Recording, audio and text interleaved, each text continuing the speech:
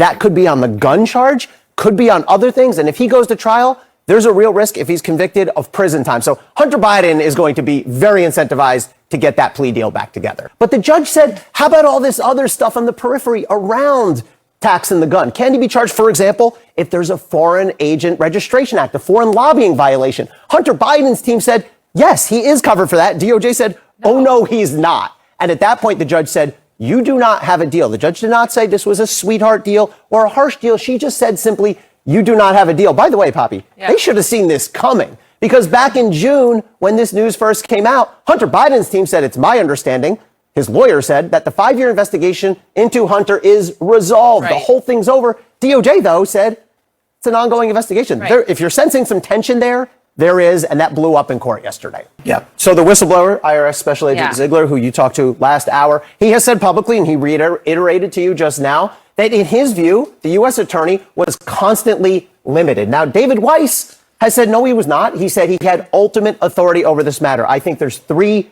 big questions that linger over the politics of this. Why did it take 5 years, about half that time under the Trump administration, half that time under Biden? Did Weiss, in fact, have full authority? They differ on that. And then were there investigative avenues cut off? Special Agent Ziegler just answered that question in his interview with you. He said specifically, we wanted to look at the money trail to another Biden relative, to Valerie Biden, and we were prevented from doing that. And I think Congress is going to be very interested in that. He also named in our interview, I think for the first time, others at the agency who he says stood in his way of doing that. Yeah. So a lot of news made in that interview, and I think will play into the ongoing political questions around this. I guess when analyzing the Hunter Biden plea arrangement, one would ask the question, would you take an inoculation if it didn't deter the virus? And in this case, the virus coming for Hunter Biden is a lot more severe than a few tax filings. Indicting Hunter Biden over tax issues would be like charging Jeffrey Dahmer with littering.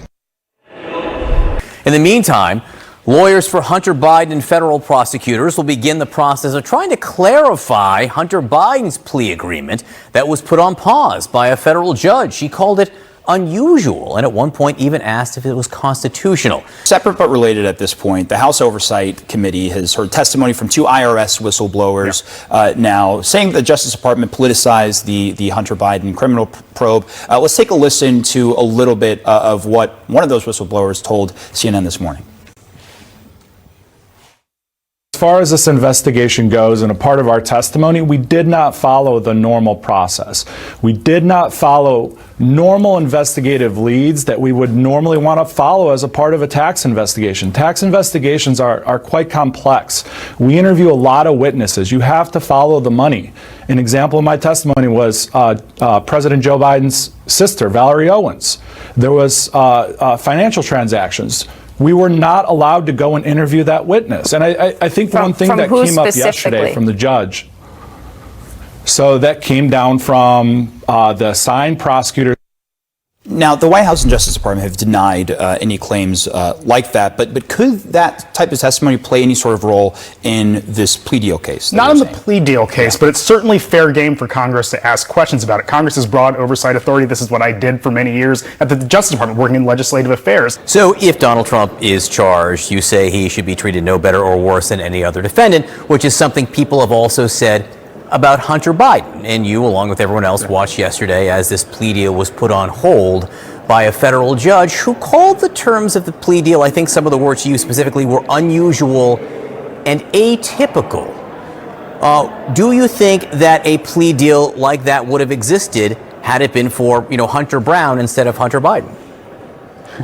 It sure looks like it. I'll tell you about a guy named Roger Stone who owed allegedly $1 million in back taxes, and DOJ went after him civilly and not criminally. I don't want Hunter to be treated any better or worse. He did attempt so far, he's a private citizen by the way, to resolve this case and has paid the back taxes. But to me, my experience in something like this is the judge wants to make sure both parties understand what they're agreeing to, and they're going to come back, I guess, in 2 to 4 weeks and try and resolve that. But at the end of the day, Hunter Biden has tried to accept responsibility. No Democrat, when Hunter Biden was indicted, said that we should burn down the rule of law and that the prosecution's rigged. We accept the outcome because that's how the rule of law works.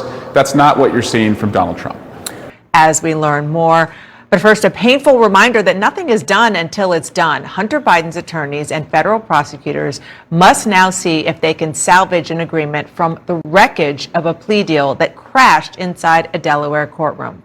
What normally takes 15 minutes or so took hours as a federal judge demanded more information, demanded clarity on just how immunity Hunter Biden was actually going to get, how much he was going to get, and forced lawyers to go out on a future deal and say, you know what, they need to reconfigure this plea. He's the president's son. He can do whatever he wants. Hunter Biden, the son of President Joe Biden, who was a former crack addict. Let's just call it what it is. Yes, he was on crack. He's not going to jail, ladies and gentlemen. The Republicans in the House want to be in an uproar. They want to be apoplectic because, my God, preferential treatment was accorded to the son of the President of the United States of America. Why the hell wouldn't preferential treatment be accorded to the son of the President of the United States? If I'm the commander-in-chief, I'm in charge of law enforcement throughout the country. Why wouldn't I have an inside track? I agree with Stephen A. The president's going to try to keep his son out of trouble. I get it. But that's not the point. The president is trying to keep himself out of trouble. Biden made his son the fall guy. His son should have been in rehab, but his father's flying him all over the world in Air Force Two, so he gets greased by foreign agents so he can put it in the family bank account.